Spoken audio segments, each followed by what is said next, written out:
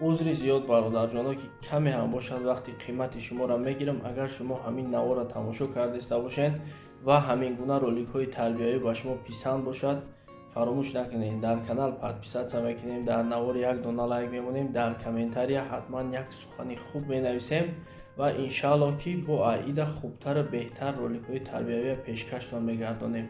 واقعی در پناه خدا باشین. چیکار میکنی؟ تو در اینجا چیکار میکنی؟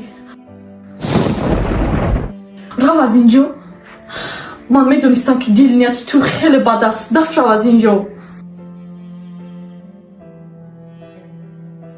ببین اگر به خوبی نروی به اکم رفتم میگویم همش رو. دلناز التماس اکدا نگو نفهمم. چیزی که بخوای من میکنم. التماس خواهش دلناز اکد نفهمم.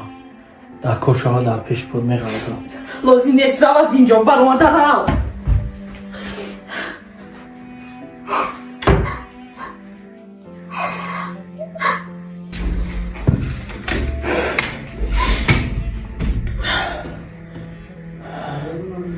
خیرات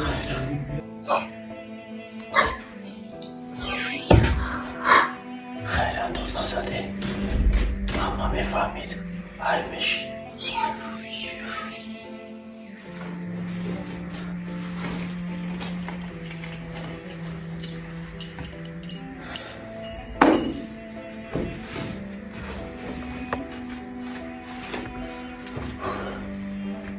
رفتم در گروه خونه مستقیم.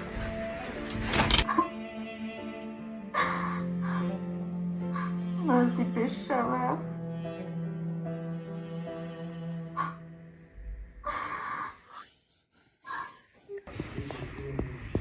آواز دلنازه بود؟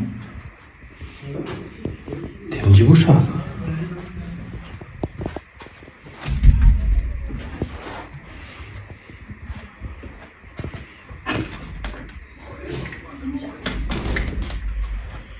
دلنجی هست بفیدم.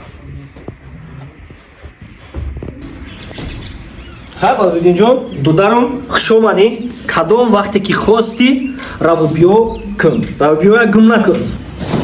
اکا جان با شما باید یک چیز رو بگویم. گازم خواهر جان گازم. در انتخاب دوست بنهایت خطا کردگی هستید اکا جان. این دوستی را که دوستی خودتان شمرده به خانه آورده از نان و نمکمان دادید، این شب به خانه من در آمده بود و میخواست ناموسی مرا داغدار کند. ای دلناز تو چی میگویی؟ راستش رو میگویم اکا جان. ای تو بیناموز چگونه به خانه من در آمده نان و نمک من را خورده باز به بالای خواهری ما دست درازی میکنی؟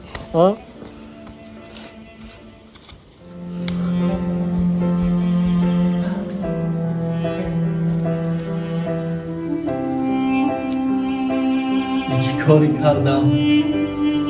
این چی کاری کردم؟